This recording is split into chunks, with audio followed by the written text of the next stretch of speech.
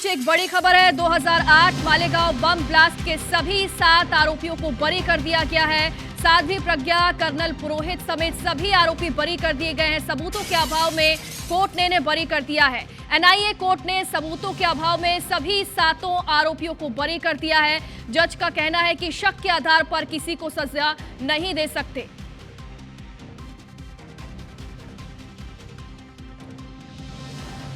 सभी को संदेह का लाभ देते हैं, जज ने ये कहा है। तो आज ये अहम फैसला 17 साल बाद इस मामले में ये फैसला सुनाया गया और साथ ही जज ने कई अहम बातें कही। ये कहा कि शक के आधार पर किसी को सजा नहीं दे सकते और आखिरकार 17 साल बाद इस मामले में फैसला आ गया। साध्वी प्रज्ञा ने भी कहा कि उन्हें कई सालों तक प्रताड़ित किया गया, एक आरोपी की तरह, एक गुनाहगार की तरह उनके साथ व्यवहार किया गया, लेकिन आज उन्हें न्याय मिल चुका है।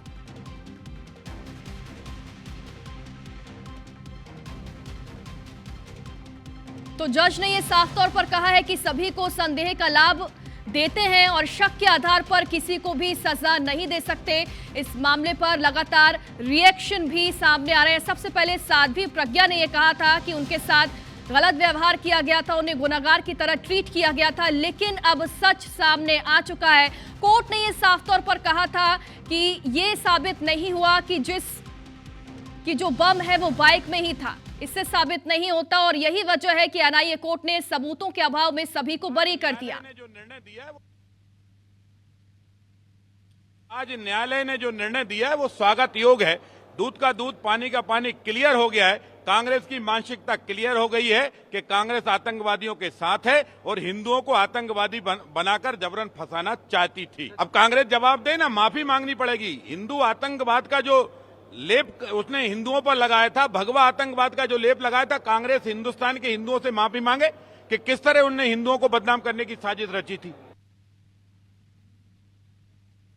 जो सेकंड इंसिडेंट ब्लास्ट के बाद हुआ था कि 15,000 का मॉब जमा हुआ था और बाद में जो इंसिडेंट हुआ था वो भी प्रोसिक्यूशन प्रूव कर पाई, यह कोर्ट ने कहा है।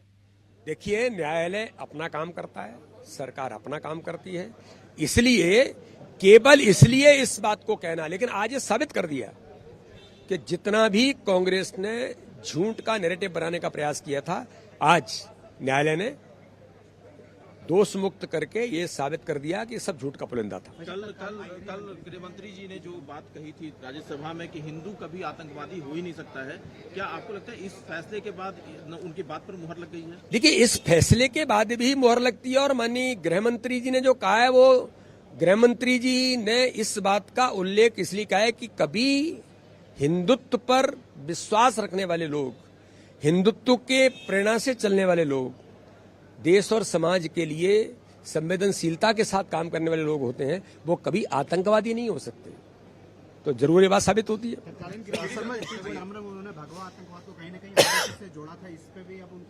मैं यही कहता हूं कि कांग्रेस एक झूठ का नैरेटिव सेट कर रही थी और दुनिया के अंदर इनको मजा आता है कांग्रेस को हिंदुत्व पर प्रहार करने में, राहुल गांधी को विदेश में भारत को बदनाम करने में, मोदी जी पर आक्रमण करने में, ये इन्हें आनंद आता है। तो ऐसे सारी चीजों को आज न्यायालय ने इन सभी लोगों को बरी करके साबित किया है कि कहीं न कहीं कांग्रेस जो झूठ का नैरेटिव भगवा आतंकवाद का बना रही थी, आज उस पर कड़ा प्रहार न्यायालय ने भी किया है। साध्वी प्रज्ञा और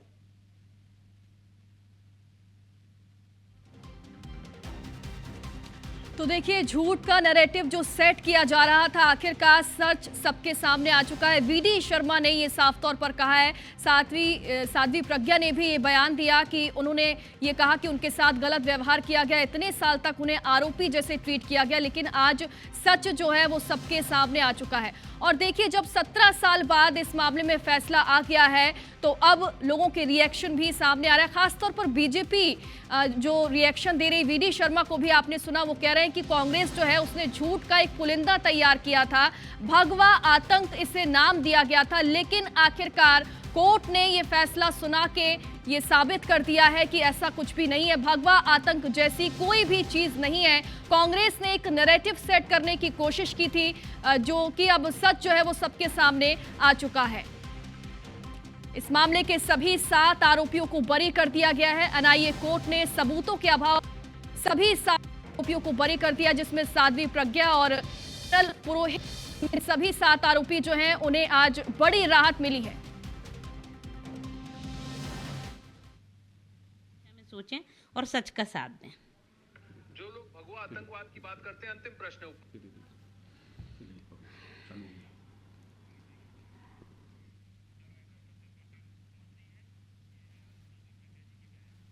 तो हमारे साथ साध्वी प्रज्ञा जी की बहन हमारे साथ जुड़ गई उपमा सिंह। उपमा जी बताइए, 17 साल बाद आखिरकार इस मामले में फैसला आ चुका है, सभी 7 आरोपियों को बरी कर दिया, जिसमें आपकी जो बहन है साध्वी वो भी शामिल है। उन्होंने साफ तौर पर यह कहा कि उनके साथ अन्याय हुआ है, उन्हें इतने सालों तक परेशान किया गया, एक आरोपी गुनहगार की तरह किया गया। कैसा लग रहा है आज जब सभी आरोपी बरी हो चुके हैं?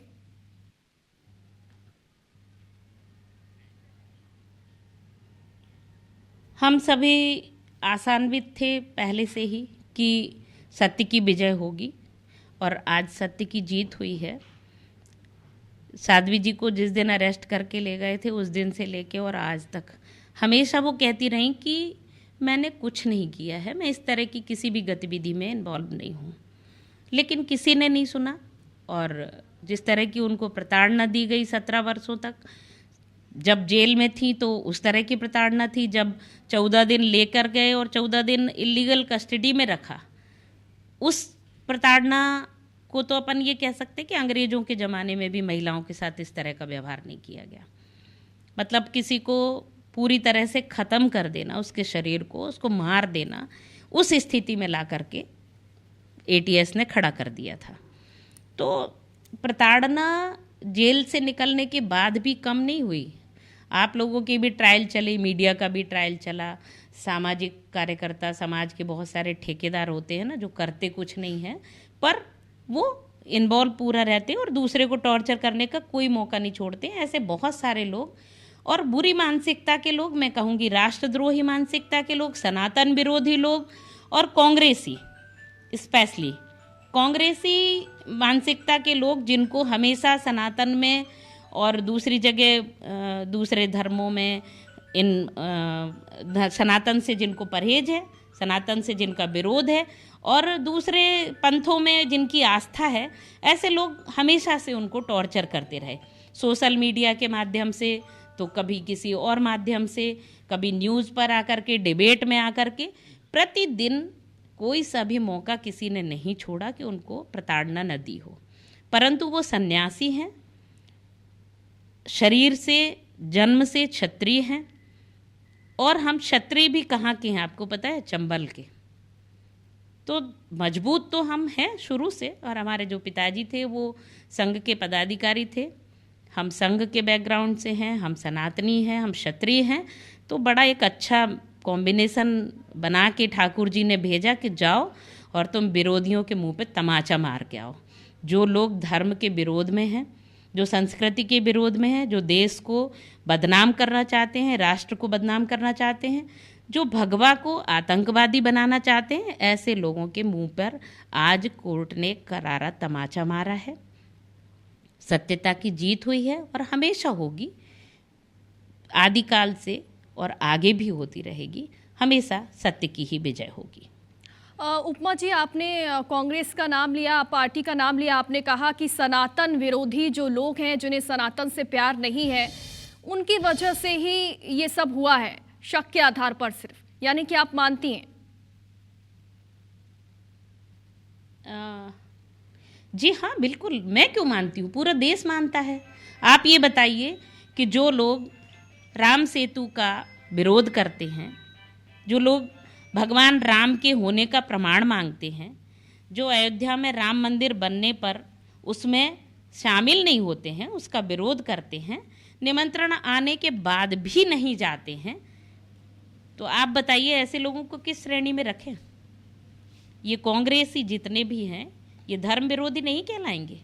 जब आपको चुनाव लड़ना होता है आप जा कर के ढोंगी बन करके और मंदिर में प्रणाम करते हैं भगवान को। उसमें भी आपको पता नहीं होता कि जनेऊ किस तरफ कंधे पर डाला जाता है, धोती कैसे पहनी जाती। पर हो गया। हम लोग जब छोटे थे तो एक बहुरूपियों का प्रचलन था बहुरूपी अलग अलग वेश बना के आते थे, कभी पुलिस का तो कभी पंडित का तो कभी कुछ, तो मैं उनको उसी श्रेणी में रखती हूँ। और वो सारे वही लोग हैं जिन्होंने हमेशा राष्ट्र को बदनाम करने के लिए भगवा आतंकवाद का एक षड्यंत्र गढ़ा था, और उस भगवा आतंकवाद को गढ़ने के बाद में इन सभी को और स्पेशली साध्वी जी को उसमें आरोपी बनाया, उसमें अपराधी बनाया, उनको टॉर्चर किया और उनके जीवन समाप्त करने का प्रयास किया। परंतु ईश्वर की कृपा, ईश्वर हमेशा सच्चे और मजबूत लोगों को, देश के प्रति आस्था रखने वाले, धर्म के प्रति निष्ठा रखने वाले लोगों को हमेशा सहयोग करते हैं, और भगवान की कृपा उनके ऊपर हमेशा रहती है। और ऐसी ही कृपा साध्वी जी के ऊपर है, और हमेशा ठाकुर जी उनके ऊपर कृपा रखेंगे। उपमा जी, 17 साल बाद इस मामले में आखिरकार फैसला आ चुका है, और आरोपी की दृष्टि से लेकिन इतने सालों तक साध्वी प्रज्ञा को देखा गया, हर किसी ने, चूंकि उन पर आरोप लगा था, शक के आधार पर उन्हें आरोपी भी बनाया गया था। इस फैसले की क्या आपको उम्मीद थी कि ये फैसला आएगा और कोर्ट ये टिप्पणियां देगा? छोटी सी बात कहना चाह रही हूँ मैं, एक छोटी सी बात कहना चाह रही हूँ कि अभी आप आईबीसी में हैं, ठीक है, और आप खुद से आईबीसी छोड़ दें और मोहल्ले के या आपके को एम्प्लॉयज़ और आपके ढेर सारे लोग आपके आसपास आके कहने लगे कि अरे तुम्हारी गलती थी इसलिए तुम्हें निकाल दिया, तुम्हारी गलती थी इसलिए तुम्हें निकाल दिया, तो मेरे ख्याल से अब आप समझ पाएंगी कि मानसिकता आपकी क्या होगी उस समय, किस मानसिक पीड़ा से आप गुजरेंगी।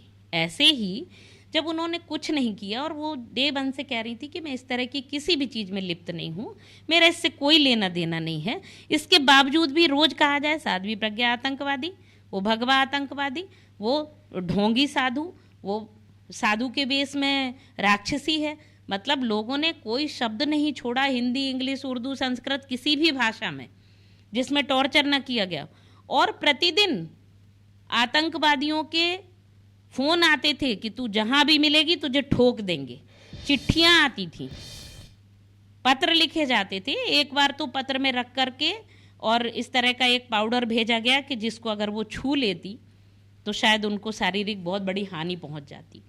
तो किसी भी प्रकार का टॉर्चर छोड़ा नहीं गया जिसमें कि कोई किसी के मन में मलाल रह जाता कि अरे मैं छूट गया टॉर्चर करने से।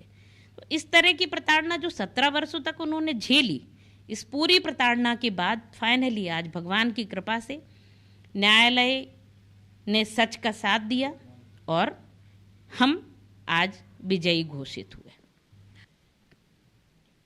उदाहरण दिया कि जब किसी ने वो गुनाह ना किया हो और उसको बार बार उस चीज़ के लिए दोषी ठहराया जाए तो निश्चित तौर पर बुरा तो लगता ही है, लेकिन अब जब ये फैसला आ चुका है तो बड़ी राहत मिली है साध्वी प्रज्ञा को और साथ ही आपको भी। लेकिन ये भी बताइए कि ये जो पीरियड रहा है इतने समय का, इस दौरान ऐसे कौन से लोग थे जो साध्वी प्रज्ञा के सपोर्ट में रहे हैं, जिनके लिए आप जिक्र करना चाहेंगी? जिनका बहुत सारे लोग, देखिए बहुत सारे लोग जिनकी धर्म में आस्था है, जो उनके शिष्य हैं, उन्होंने, मैं स्पेसिफिक करके आपको बोलना चाहती हूँ कि जिस तरह आसाराम जी बापू के ऊपर एक आपराधिक मुकदमा दर्ज किया गया, उनको जेल में डाला गया, लेकिन ये शायद विश्व का बहुत बड़ा उदाहरण होगा कि आज भी आसाराम जी के शिष्य उनके जन्मदिन पर रैलियां निकालते हैं, मतलब उनकी अपने गुरु में आस्था है। इसी प्रकार से सनातनी लोग और उनके शिष्य जिनकी उनमें आस्था है, जो उनके प्रति निष्ठा रखते हैं, उनके प्रति आदर का भाव है उनके लिए, वो सभी लोग, वो सारे लोग और मेरे पूरे परिवार के लोग, उनका जो संगठन है उसके सभी कार्यकर्ता और ऐसे ढेर सारे लोग, उनके शुभचिंतक और उनके कहना चाहिए सनातन में आस्था रखने वाले लोग, धर्म के प्रति आस्था रखने वाले सारे लोगों ने मानसिक सहयोग और जिससे जैसा सहयोग बना, जहाँ जिसकी आवश्यकता हुई, उन सभी ने सहयोग भी किया। इस धरती पर अगर बुरे लोगों का बाहुल्य उस समय अगर अधिक था तो इस धरती पर सहयोगियों का भी को भी ईश्वर ने भेजा था और उन सभी ने समय समय पर सहयोग किया। उनके संगठन के लोग जिन्होंने उनके साथ लंबे समय तक काम किया, बहुत सारे लोग ऐसे बेचारे, बहुत सारे लोगों को एटीएस उठा उठा कर ले गई थी और उनको टॉर्चर भी किया था, तो पर किसी ने साथ नहीं छोड़ा और सबको विश्वास था कि हम सच के साथ हैं, इसलिए सब लोग एक साथ रहे। और आज मैं कहना चाहती हूँ, भारत माता की जय, वंदे मातरम, जय हिंदू राष्ट्र, जय सनातन। जी बिल्कुल उपमा जी, जैसे कि वीडी शर्मा ने भी एक जिक्र किया था, भगवा आतंक की बात उन्होंने कही थी कि झूठ का पुलिंदा जो है वो कांग्रेस ने बनाने की कोशिश की थी, लेकिन कोर्ट ने आज जो फैसला सुनाया है उससे सच सामने आ चुका है। क्या आप भी मानती हैं कि एक तरीके का नैरेटिव सेट करने के लिए भगवा आतंक जो एक नाम दिया गया है उसके लिए साध्वी को फंसाने की कोशिश की गई? क्या आप भी ऐसा सोचती हैं?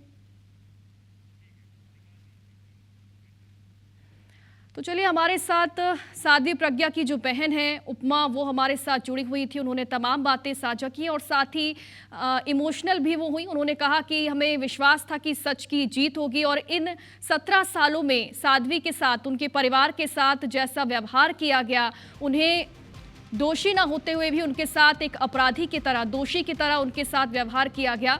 लेकिन आज जो है वो फैसला सामने आ चुका है, 7 आरोपियों को बरी कर दिया गया। इसी के साथ उन्हें बड़ी राहत भी मिली है। फिलहाल एक छोटे से ब्रेक लिए रुक रहे हैं, जल्द लौटेंगे।